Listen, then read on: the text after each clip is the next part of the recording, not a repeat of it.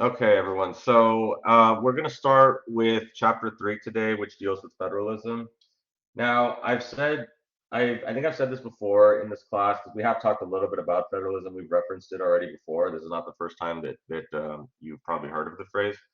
Um, I've mentioned before that federalism usually tends to be, I don't necessarily want to say the most difficult chapter, but it certainly does tend to give my students problems when it comes to understanding the material.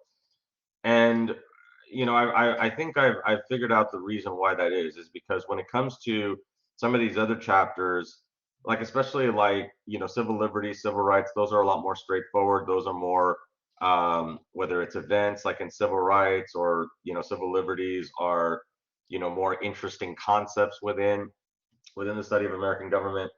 Uh, Federalism isn't necessarily all that exciting when it comes to uh, when it comes to how government is set up, because that's ultimately what federalism is, right? It's the way that power is shared amongst the different levels of government, right? What are the duties and responsibilities that the different levels of government have? So that might not necessarily be the most exciting thing to cover, but it is extremely important because if we go back to chapter 1 when we talked about political knowledge and political efficacy, you have to know how our systems of government work. You have to know how it functions, right? You have to know who's in charge of what. Because again, it's, when people think of government, some people don't necessarily know that there are different levels, right? And there are different responsibilities, right? Um, and so you have to know what your issue is and who is responsible for that issue in order to know which government official you want to contact or how to go about. And even when you find out who to contact, there's also different procedures, right? There's different protocols, right? Every level of government is going to be different in terms of what policies and procedures they have, right? So that's why it is important to understand the concept of federalism and understand how the powers and responsibilities that we have in government, how they are distributed amongst the different levels, right? Amongst federal, state, and even local governments, right? So again, that's pretty much in a nutshell what federalism is, and of course, we're going to take a look at this a lot more closely. But as you can probably tell, it might not necessarily be the most interesting. It's also kind of abstract. It's not as straightforward as some of this other material that we're going to talk about. So that's why it usually does give my students problems. Not to say that it's hard, because I don't really think anything is in this class is hard. This is not. Oh, sorry, I didn't. It's not over there. This is not like physics or calculus or anything like that, right? This is a straightforward information, right? Well, with that being said, let's kind of dive into chapter 3 here, right? So let me go ahead and share the screen, and then we'll take a look at it. So we're going to take a look at the first part of the chapter is going to be discussing. The first part of the chapter is going to be. I'm sorry for this. The first part of the chapter is going to be discussing some key terms and key concepts within within federalism in terms of the different types of federalism. We're going to talk about dual federalism, cooperative federalism. We're also going to talk about some of those provisions within the Constitution that deal with federalism, such as the full faith and credit clause, privileges and immunities. We're going to talk about that, and we'll probably get to this more so that on next week when we talk about a little bit of the history of federalism and how the way the federal government and the states interact today is a lot different than what the relationship they used to have back during the founding in the early days of our U.S. Constitution, right? So we're going to take a look at those changes in terms of what caused those changes and why is it that we have a system today where now it's really hard to, like, the lines are blurred between the federal government and the states because there's so much cooperation between the federal government and the states. There's so much money that the federal government is providing the states that it's really hard to figure out, okay, where does the federal government end and where do the states begin? A good example of this is, since we're talking about the schools, schools and school districts are a good example of federalism at work, because I don't know if you all are aware of this. I'm sure those of y'all who have kids in school are probably aware of this. Um, did you all know that there are federal programs and federal money that are within the school districts, like the school lunch programs, right? Like I'm sure some of you all, you probably are eligible for the free lunch programs, right? You take advantage of those programs, right? So I know I did. My mother took advantage of that as well. Where I was getting free lunches, when I was going to school as well. So that's federal money where the federal government supplements the school districts in order for them to, to have those free lunches for students, right? So we'll talk about how there's federal money everywhere within states and local governments, and how that's the major driving force to where now it's kind of difficult to determine, like I was saying, right? It's kind of difficult to excuse me. It's kind of difficult to determine where the federal government ends and where the states begin, right? Because they're all working together and they're all coordinating on these initiatives, right? So, but anyway, we'll talk. We'll give some more examples here in a bit. But okay, so let's kind of go ahead and share. Let's share the screen here really quickly, and let's get to our discussion on federalism here, right? Okay, so chapter 3. Okay, so we've already established that the U.S. Constitution divides power between the federal government and the state governments, right? This is a very important distinction that we need to understand at the beginning, at the get-go here, before we move forward with discussing what because of course we need to discuss what federalism is, why we have it, and what its purpose is, right? So we've established that if we go back to our discussion on the articles, right? Remember, we even before that, when the United States was first being constructed, right, in terms of how we're going to construct this level of government, this system of government, um, we saw that the states have always had a lot of power, right, within the construction of our own government, right? And originally with the Articles of Confederation, the states had a lot more power than the federal government, right? Then, of course, with the U.S. Constitution, like we talked about last time, the federal government needed to gain some power in order to be able to function, right? You couldn't just have the states doing everything, right? You also had to have the federal government also have responsibilities. The federal government responsibilities, like we talked about last time, everyone, these are the responsibilities that focus on interstate relations, so to speak, right? Which we're going to talk about that here in a bit. These are things that the states alone can't do. Because there's 50 states, you need a level that allows to intercede whenever the states are disagreeing with each other, right? Because if you have states that are disagreeing with each other, which does happen pretty often, who's going to step in and kind of be like the arbiter for this, right? Because the states are equal amongst themselves, right?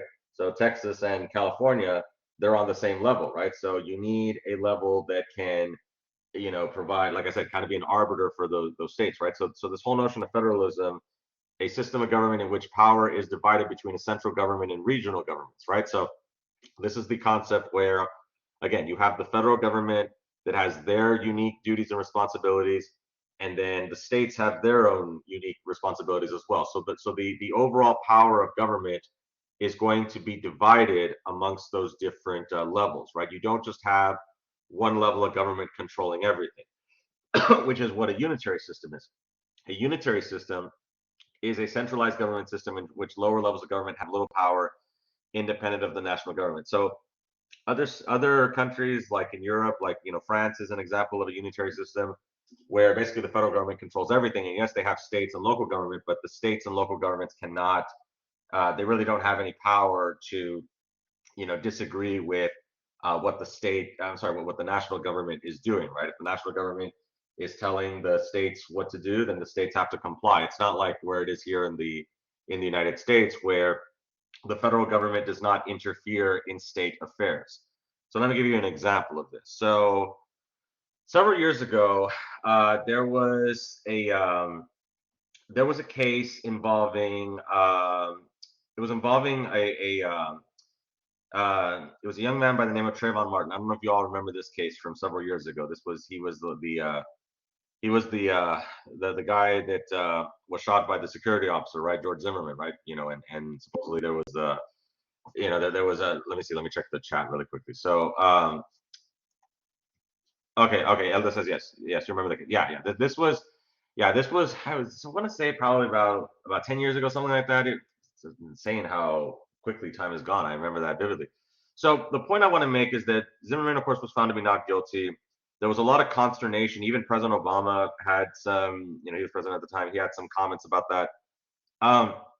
In a federal system, though, in a federalist system, there's nothing that President Obama can do because that is a state affair, right? It's not like he can go and call up the judge and be like, hey, I'm the president, you gotta, reverse this decision. That's not his role, right? Because he is the president within the executive office, right? Within the executive branch, right? So he can't be telling the states what to do. The judge doesn't report to President Obama, right? Um, that's a different level of government, and they have their own jurisdiction, right? This is also the same reason why, not that you should try to do this, but this is why, if let's say you're speeding, the Border Patrol can't give you a ticket for speeding. They can stop you for other things because if you're speeding, that looks suspicious, so they can stop you, but they can't write you a citation for speeding because that's a state law, right? That DPS can definitely do that as well as county and local law enforcement because they enforce state law. But the federal agents, they just enforce federal law. So again, I'm not saying don't go do this, right? Because they'll stop you for being suspicious. This happened to me several years ago. Not that I was speeding, but I was driving back from Laredo from TAMU because I think I told you all before, right? That I got my master's in history and political science from TAMU. So I would drive to Laredo to class and then drive back to the valley. I did that for many, many years. There was one time where I got pulled over by Border Patrol, not because I was doing anything wrong, but because I was driving. Did I already share this story? I your son is in Turkey. Oh, nice. How is it? Does your son like the university? I loved it. I really miss it. I am actually thinking about taking a. Yes, it's a fantastic institution. I love it so much. It's one of Texas's best kept secrets. I think everybody really loves TAMU. As I've said before, my mentor professor is there. I need to go see him, before he retires, and just, it's his last semester. Oh yeah, I get how it is. I miss it too. I was gonna say that another one of my favorite history professors, she's offering a class in summer one, and I'm thinking about taking it. And so I'd probably stay in Laredo in June, right? I'd probably come back on the weekends, but then I'd go back since it's not that far. But I'm thinking about doing that, not because I need it, but just because I want to. Like I want to, and I have the time and I want to do something like that. And plus, I want to add to my history credentials. So, but I'm glad that your son definitely likes TAMU a lot. It's changed my life. It's the reason why I'm able to be here and enjoy this career. So I owe so much to TAMU. So I'm very grateful. It's a great institution. But going back to my story, so I was driving back from TAMU, and I think I was in, I don't remember. I was in, I know it was in Jim Hogg County, I think, because I was driving south, trying to make it back here. And so I see the flashing lights behind me, and I see, kind of what's going on. I'm not speeding, like, because I know I'm very careful, because I know there's DPS everywhere out there, so I'm very careful. So then they pull me over. It's Border Patrol. So like, okay, what's going on here? And so then the Border Patrol agent says, that they had a report of a suspicious vehicle fitting this description. And my first thought is, well, I'd sure like to make an open records request for for the dispatch chatter, because I'm not buying that. I don't believe that actually happened. Very convenient, right? Um, so, but I'm not going to make a big deal about that because I'm not going to debate the Fourth Amendment out in the middle of nowhere. So, so instead, what I do is, and of course, I'm annoyed. I mean, anybody would be. It's late. I'm tired. I'm cranky. I want to get home. I want to sleep. I have to work the next day. Um, so what I do, of course, I explain, hey, I'm a student. I'm driving back. This is where I live. I have my work ID with me. I have my TAMU student ID with me, so that way the guy can believe my story, right? Now, again, do I understand where they're coming from? Someone's driving late at night. Who's gonna be attending TAMU and go back to the valley? Nobody's doing that. I'm probably the only one that was actually doing it. So I understand. I get that the fact that I was driving at the wrong place at the wrong time looked suspicious. Now, legally, that's not enough to pull someone over. But again, like I said, I'm not going to debate the Fourth Amendment in the middle of nowhere at night. So that's why I had to be prepared with all my documents. I shouldn't need to do that because I'm not doing anything wrong by just driving late at night. I'm not violating any law, but I understand that those are things that I have. I felt like I had to do, right. So that's why I prepared myself, right. I took my work ID. Look, I'm a professor here. This is my TAMU ID. I even printed out a copy of my schedule so that way they can see. Okay, yeah, it matches up. I mean, again, I'm not gonna go and pick a fight with a border patrol agent about my Fourth Amendment rights here. I'm not gonna do that. So I just want to share that story really quickly because, when we're talking about, don't. don't go and speed past a border patrol agent. That's for that reason, right? Because they can still try to stop you because that can look suspicious. So, but anyway, with that being said, and yeah, that's kind of happened a couple times where not being pulled over, but I've always kind of been a little bit hesitant, when I was driving back because yeah, I mean, who's going to be driving from Laredo to the Valley at night? I mean, but anyway, it is what it is. So, okay, so let's talk a little bit about why federalism. So, federalism was adopted in response to governing problems that arose under the Articles of Confederation, as we've talked about before. So, we needed to overhaul the system. Nations most likely to have federal arrangements are those with diverse ethnic, language, or regional groupings. In addition to the United States, countries with federalism include Switzerland and Canada. So, the federalist system, I think Mexico also has the federalist system where the states, again, like I said, the states are pretty much independent from the federal government in that the states are the ones who have their own unique responsibilities and the federal government sort of does their thing, right? So under federalism, states and localities have their own taxing and spending powers and can tailor policy to local preferences, right? And so we see this, right? We see this with the states, right? That Texas can decide how they're going to allocate their money, right? When it comes to budgeting, right? Uh, some states are going to prioritize more spending on other areas than others, right? So some of your more liberal states like New York, California, they're going to prioritize more spending on social programs, where conservative states like Texas, Florida, they're not really going to allocate as much money because they disagree. That's a disagreement. That's a political disagreement that they have, right? Um, Local governments also can have they also have taxing authorities as well, right? I mean, the property taxes that we just paid last week, that of course comes from the school districts. What they in terms of they look at the value of the houses, and then they can ascribe a certain a tax amount on those values. So again, federalism allows for this, right? It allows for the federal government as well as states and local governments to be able to have their own taxing policies, right? And competition among states and localities to attract individuals and businesses may maximize the efficiency of government services, right? So this is a way to allow for states to be innovators, right? For states to try different things, and then if other states can also look at what they're doing and try to replicate those same types of successful policies, or maybe see what's not working and then try to do something different, right? So it's meant as a way to bring more ideas uh, instead of just having one government coming up with all the ideas. You can have other governments, right? You can have the states come up with ideas, you can have local governments come up with ideas. So it allows for, the idea behind federalism is that it allows for more people to give more ideas and implement and try different things so that we can try to be as innovative as possible, right? This is one of the benefits of federalism, right? So no two federal systems are exactly the same, resulting in wide variation in policies.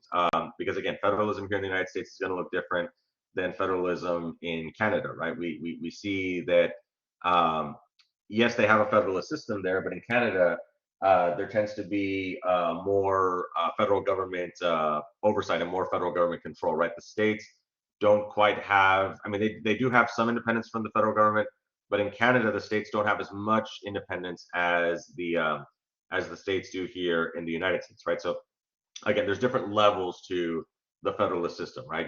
Again, just like what we talked about in the last chapter, right? We saw how that the federal government and the states tried to balance out that power equally, right? Whereas in other federalist systems, the the weighting of the two levels of government might not necessarily be as equal as we see, in the in American style federalism. So in Canada, like I said, it's more so the federal government has a little bit more. If you're looking at the scales, right, the federal government probably has more power than the states in Canada as opposed to the United States here. Um, Federal division of labor across the levels of government makes intergovernmental relations an important aspect of American government. Intergovernmental relations, the process by which the three levels of government negotiate and compromise over policy responsibility. So again, this is something more so that you're going to cover, you would see in Texas government, because we focus a lot more on intergovernmental relations in Texas government because Texas, of course, being a state within the 50 states in the United States, they are going to have their stake in how policies are going to be crafted within their region, right?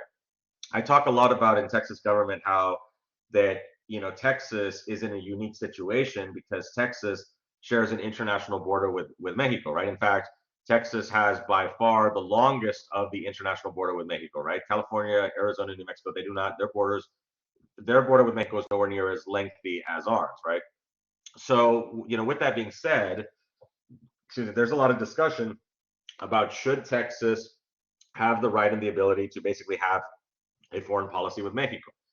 Because technically, foreign policy falls under the federal government, right? Because the states can't negotiate with different countries, right? That anything having to do with international relations has to be handled by the federal government, right? Because that is the level of government that is responsible for all the 50 states. But it's not quite so clear cut, right? What happens if you've got a situation like what's going on in Texas, where, well, at least in terms of some perspectives in Texas, where a lot of these government officials, like Greg Abbott, especially Governor Abbott has been very adamant about how he feels that the border is not secure, right? He disagrees with he disagrees with the job that the federal government is doing at the border, right? He doesn't feel that it's being, the border is secure enough, at least in terms of how he sees things, right?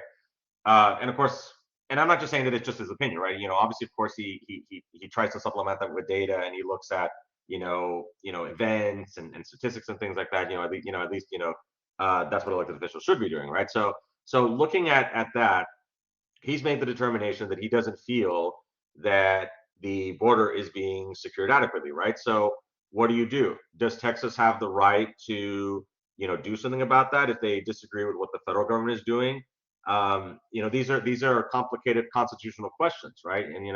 And some things that have been done, of course, you probably are aware, right? That DPS also patrols the border, right? That's something that DPS is also involved in. Are they allowed to do so? Is that something that only the federal government can do? Because a counter argument you could make is, if you have illegal activity occurring, there, along the border, the illegal activity is not just going to be happening in the United States, right? It's also going to be happening in the state of, because if you've got some of this illicit activity happening and then it crosses over into the United States, it's not just crossing over to the United States, right? It's also crossing over into the state of Texas, Starr County, Hidalgo County, since we're talking about Rio Grande City, so you see how like all those other different levels of government are also impacted by what's going on there at the border, right? So again, I'm not trying to pick sides on this. I'm just explaining why the different sides view this issue the way they do, right? And there are legit arguments, on the different sides of this issue. But it is a very complicated issue. But I wanted to explain how that, and again, we talk more about that in Texas government, but it also, should be mentioned here in federal government, right? Because they have to try to negotiate, right? They have to try to coordinate. They have to try to compromise here, and they have to try to come up with a solution that is beneficial for everyone, and that's very difficult to do. When you have so many levels of government and they have those responsibilities here. So, okay. So with that being said, but it is a very interesting topic. With that being said, we've kind of talked about this a little bit in before in chapter 2, but let's kind of reiterate this a little bit. So the U.S. Constitution grants two types of powers to the national government. We've got expressed and implied. So express powers, these are the specific powers in the Constitution that are granted to Congress and the President. So there are 17 express powers found in Article 1, Section 8, and Article 2 of the Constitution, right? So we did cover this last week, right? We looked at in Article 1, Section 8, like I've said before, this is Congress's job description, right? If ever you apply for a job, you see that there's a job description. Let me check the chat really quickly. Necessary and proper clause. Yes, exactly. Yes, it is. It is also known as the elastic clause here. And as you probably know, it's called elastic because elastic is very stretchy, right? It's very versatile, right? You can stretch it in different ways. So the Constitution can also be stretched in those different ways as well due to the interpretation of the Constitution. Because as we've said before, with the express powers, those are very straightforward, right? In terms of what they're supposed to do, right? You got to do this, you got to do that, you got to do that.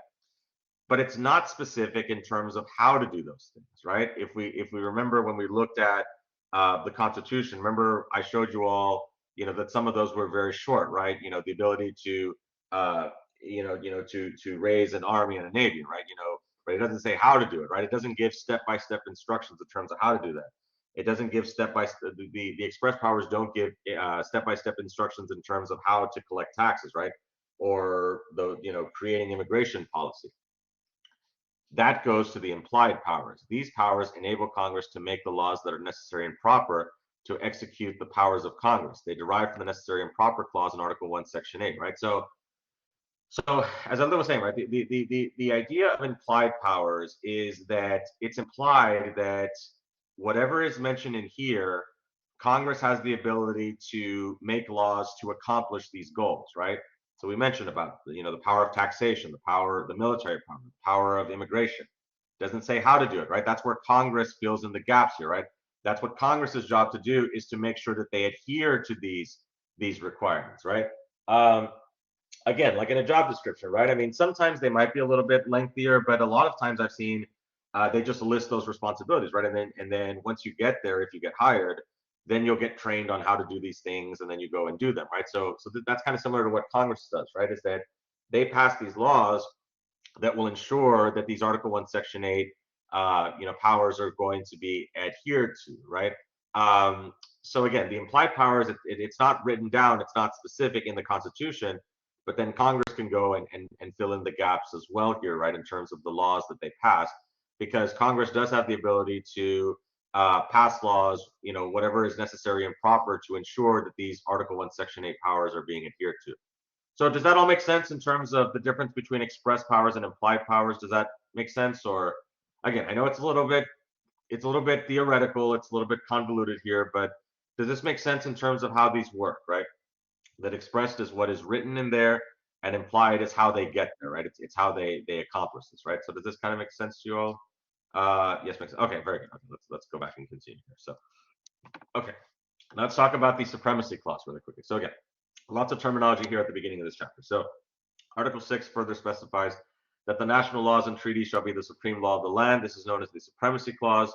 It affirms the power of the national government. I believe we also talked about this in the last chapter. This is the uh, the notion that whenever there is a conflict between, or maybe I did it in Texas government, it's because we're on the same thing, and it's not the same exact book and the same exact information, um, but we talk about the same things. It's just presented in different ways. So if I get a little bit confused whether I talked about it in Texas government or not, just understand it because I'm teaching Texas and federal, and sometimes it's hard to differentiate between the two. So I don't remember if I did mention this in this class, but I know I definitely mentioned it in Texas government. But anyway, with that being said, um, the supremacy clause, of course, is important because what it means is that whenever there's a conflict between federal law and state law, that federal law is going to win out, right? The Constitution is going to win out, right? Because state constitutions and even local city charters and city ordinances, they cannot violate the Constitution because all the constitutions and the procedures and the powers that the state and the local governments have,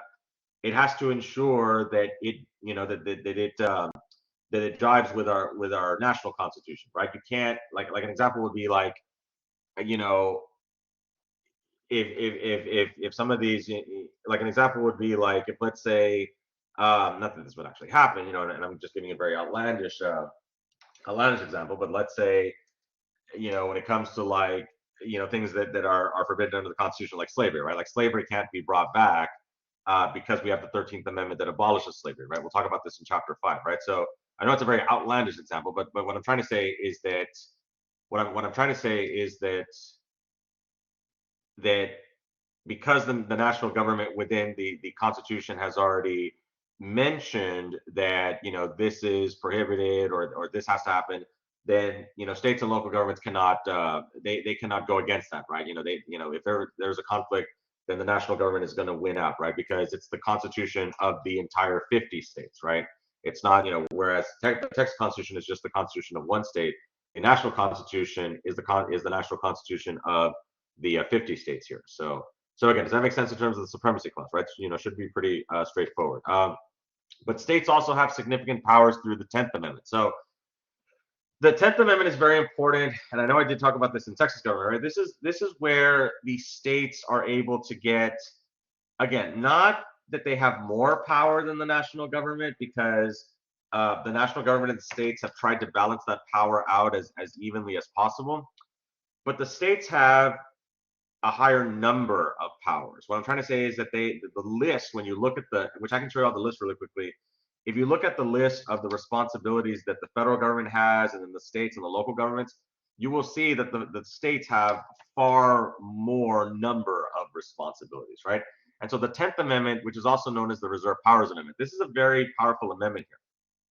The Reserve Powers Amendment here within the 10th Amendment says that power is not specifically delegated to the national government or denied to the states, that they automatically default to the state. So this is a very important power because basically what it says is that whatever is not mentioned in the US Constitution as belonging as a power belonging to the national government, that it automatically defaults to the states. So if you think about this, what this means is that any future responsibility of government that government might take on in the future is going to default to the states. So that's interesting, right? Because let me give you a good example of this. So I'm sure a lot of you are familiar with Abraham Lincoln, right? He's probably regarded as one of the most famous and one of the greatest presidents of all time. So many books have been written about him. It's just, he's definitely, and rightfully so, right? He rightfully, definitely, earns the respect and the recognition and the notoriety that he gets. So the reason why I'm referencing Lincoln is because I'm sure a lot of you are very familiar with Lincoln, right? Because we're taught about Lincoln, for ever since we were children, right? Movies too, right? Yeah, yeah.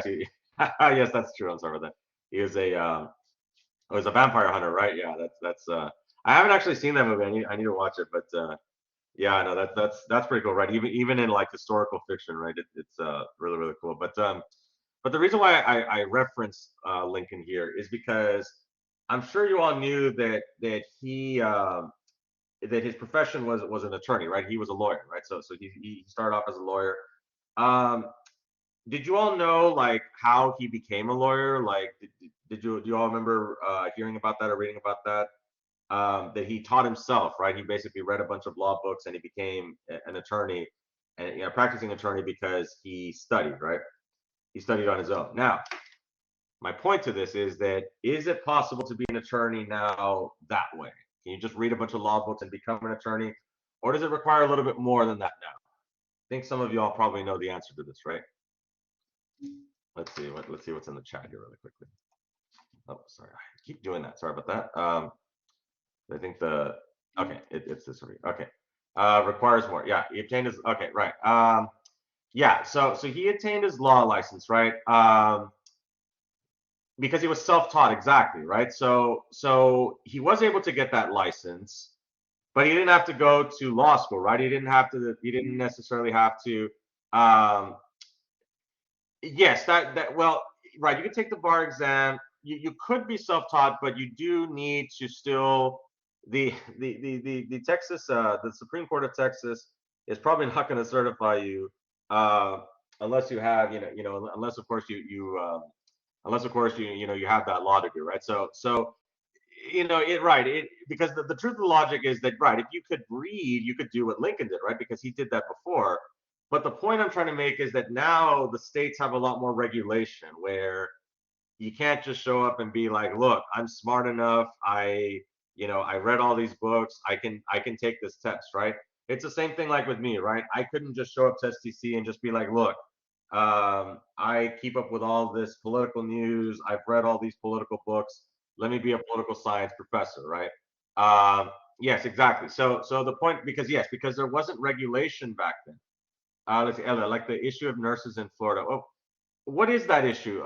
Does it have to do with like certifications where like their certifications aren't being recognized from other places, or because I've heard of that before, right? Where because that does happen. That does happen where if let's say you're certified in something in another state or in another country, that there's issues as to whether like you can still be certified in wherever it is that you're moving, right? So if let's say I wanted to go be a professor like in Australia or something like that, right? I would have to look to see what are the requirements there because those requirements might not be the same as here. Is that kind of what you're talking about, or is that a different issue? They just didn't go to nursing. Oh, okay, okay. They didn't go to, yeah. See, that's the thing is that back then, as we saw with Lincoln, right? You didn't necessarily have to go to school, right? You could be self-taught. But nowadays, you need to have that credential. You need to be able to have that credential to prove that you can do this, even though technically, again, people back then didn't need that, right? Another example is like if let's say I wanted to be a history teacher. Now this one I do not really understand as much. Let's say I wanted to be a history teacher because I did have to do this if I wanted to be a history teacher in Texas. Not only did I have to take the classes for it, I had to take the history classes, but I also had to pass a state exam. So yeah, you could have a situation where like, look, I took the classes and I got the degree, but I still can't teach because I haven't passed the test. So yeah, there's right. We can get it. We can go in all day on this in terms of the requirements and all that. Again, I understand why they have those requirements, but sometimes it's regulations, license, and services are meant to put in place for the. Yes, exactly. Yes, it's a good thing, right? It's a good thing to have those licenses and certifications because you definitely want to trust the people that Let's say I have a health issue, right? I want to make sure that my doctor knows what they're doing, right? I don't want just some random person. If I'm going to trust my health and my life with someone, I need to make sure that they're qualified, right? Exactly.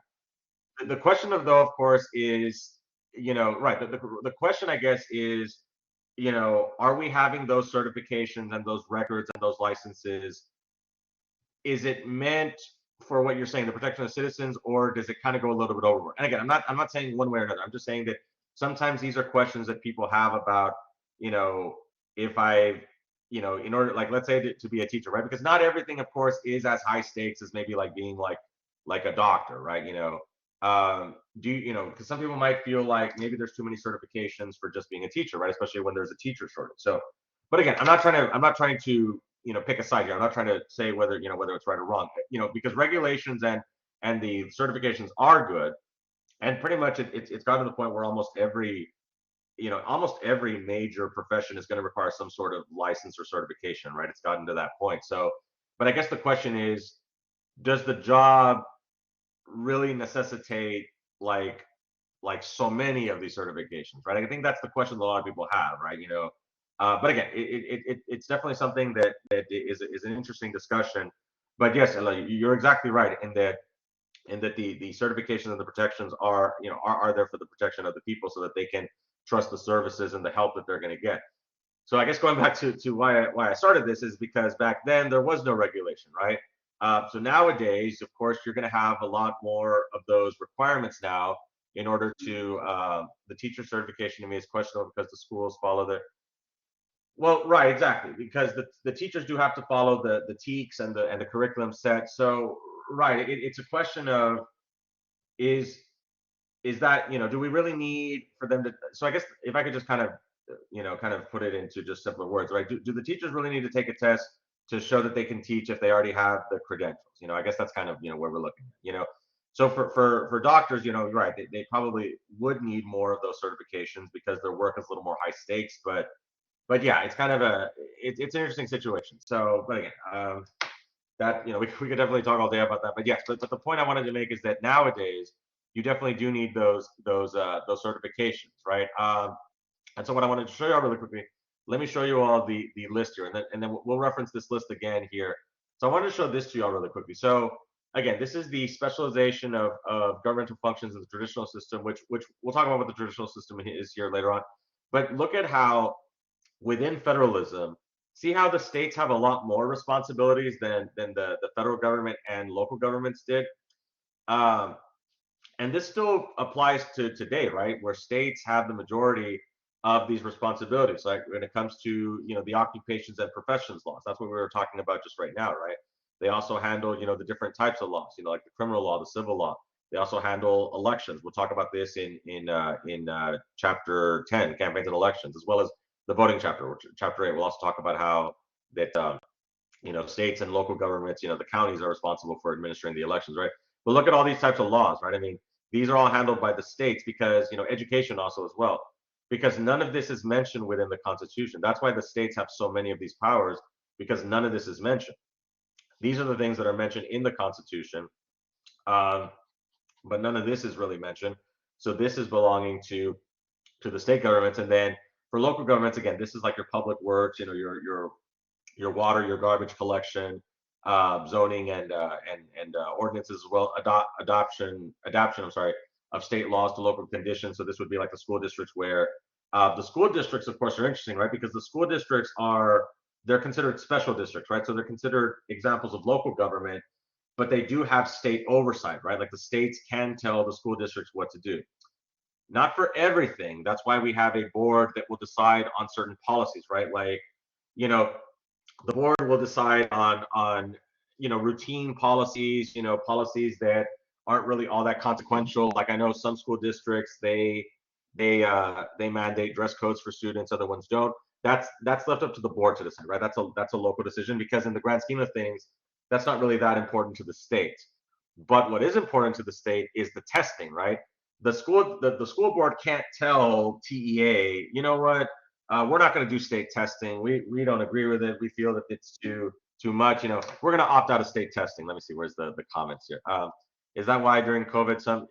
Yes, because those are local decisions, Ariana. That where depending on the school districts, they can have that leeway. Now, of course, this was not at the very beginning, right? Because that was when everything was shut down. But right, in terms of when they started to allow more of that reopening, so to speak, right? In terms of the pace of the reopening, yes, that was left up to the local governments to decide here. But again, like I was saying, what they can't decide is they can't decide to not do the state testing. That is something they have to do, or else they'll get shut down. So TEA will come in and shut down the school districts if they don't do the state testing. I don't know if you all have heard that in Houston ISD is they've been having some trouble with the state testing. So TEA is looking to kind of, I guess I don't want to say take over, but I guess what other way can you say it, right? Kind of, you know, take over and kind of see if they can, help out, and then turn the control of the school district back over to the local government. But yeah, so there's a lot of this that's going on, right, in terms of the responsibilities the government has, right? So I wanted to just share that with you all really quickly, and again, we'll come back to this here in a bit. But when it comes to the responsibilities here, okay, where was I? When it comes to the powers here, right? That the states have, like I said, that they have the reserve powers, powers not specifically delegated to the national. Oh yeah, already read that. The police powers. Okay, so this is power reserved to state government to regulate the health, safety, and morals of its citizens, right? So this is where these are responsibilities that the state has when it comes to the criminal code, the civil code. This is why, like I said, that like I was saying earlier, right, that state and local law enforcement, they're responsible for enforcing state law, right? So if you get arrested for a crime, you're going to go before a state judge, right? They call them the district judges, right? Those are state judges, and of course they handle the major felonies and all that stuff. Same thing if, let's say, it's a misdemeanor, right? You'll go before like a justice of the peace or a county court at law, right? Those are state institutions, right? If you were to get arrested for drug smuggling, that's a federal crime, and you would have to go to the federal courthouse there in McAllen, the Benson Tower, right? So again, it depends on what type of whether it's a state law or federal law that you are in violation of, right? So, but again, when we're talking about state law here, the states have the ability to issue those regulations, right? And not just when it comes to criminal and civil law, but also the health compliance, right? And of course, we saw this with COVID recently, but even before COVID, the state and local governments have been involved with health, right? I mean, a good example of this is remember, you've all gone to like restaurants, right? You've probably seen that, like, let's say when you go pay at the counter or whatever, you've probably seen that there's a lot of plaques in the back, right? Like from the Hidalgo County or Starr County, or also from the city, like you need the food handler's permit, and uh, the county, they'll have the health inspectors, to go inspect the restaurants to make sure that there's like not cross contamination, and to make sure that everything is up to code, right, when it comes to the safety and health codes, right? Because it makes sense, right? I mean, if you're going to go eat somewhere, you want to have that assurance that you're not going to keel over and die because you contracted salmonella or something like that, right? So you want to have that assurance that the government is going and regulating for the safety and security of its citizens, right? So those police powers are extremely important. And then of course we also have concurrent powers. This is authority possessed by both the state and the national government, such as the power to levy taxes, right? So we kind of talked about this a little while ago, right? That all the different levels of government can issue taxes, right? So we're coming up on tax season for the federal taxes, right? I don't know if any of y'all have driven by the Liberty Tax Office. I've already seen the people, dressed up like Statue of Liberty, and Poor people. I always feel bad when I see them, especially like when it's really hot. Like, but anyway. So with that being said, those of course are the federal taxes, right? That's what you need the turbo tax or the H&R block, whatever you use. You need that for the income taxes, right? To do the federal income taxes. That's where you might get a refund or you might have to pay. I'm gonna have to pay. I've ever since I started making a lot of money, I've always ended up having to pay. I don't think I'll ever get a tax refund again, but it is what it is. It's fine. It's a small price to pay to move up in life, but yeah. So those are the federal taxes, right? And then of course the state taxes. We've got several of them, right? Like the sales tax, right? Like I'm sure you're all familiar with the sales tax, right? This is the tax that you have to pay whenever you go, after going back to that example of the restaurant, right? After you saw all the plaques there, and then you have to pay. You always notice that the price you pay is a little bit higher than what the cost of the is on the menu, right? You have to pay that 8.25% state sales tax, and so that adds up, right? That's how the state is able to get a lot of this money, and then most of it goes to the state, but some of it stays with the local governments here, right? So depending on where you buy it, that money can also go back to the local governments, and then of course the school districts with their property taxes. That of course is another example. STC also collects property taxes, but we don't have to pay state. Well, yes, I mean the thing, right? Because there are like in New York, you would have to do both, right? You'd have to do both a federal income tax and a state income tax. Uh, so, and again, this is more so on Texas government side, but there's also, but there's debate about, yes, we don't have to pay state income taxes, but then there's a lot of high property taxes, right? So it's kind of the government gets its money somehow. That's why when they were talking about, like, the Republicans were talking about like eliminating payroll taxes and just going with like the consumption tax, but then I saw that the consumption tax was going to be at 30%. So right, they got to get their money somehow, right? So it just depends on what you feel more comfortable with. Do you feel more comfortable having to do an income tax, or do you feel more comfortable having to pay higher property taxes, right? It's just the government's going to get their money one way or another. That's what my grandpa would always say. He would always say that the government always gets its money. So he didn't really go to school, but he was a very wise man, and he was the one that got me into the study of government and how government was so interesting. So yeah, he lived long enough to know that the government always gets its money somehow. So that's why you can't be like Al Capone, right? They got him on tax evasion, right? You can't mess with the IRS, right? Don't mess with them because they'll come after you, right? They couldn't get Al Capone on other things, but they got him on that. So but we'll see. Anyway, so okay, so in Arizona, vehicle registration, yes, because right in other states they also have taxes for your vehicles too. Yeah, yeah, you have to, just like for property taxes, they have vehicle taxes. Yeah, so yeah, it's not as expensive for the renewals, right? It's a little bit less than $100, but yeah, but not just the renewals, right? I know, like in the state of Virginia, one of my former students was saying that he had to pay.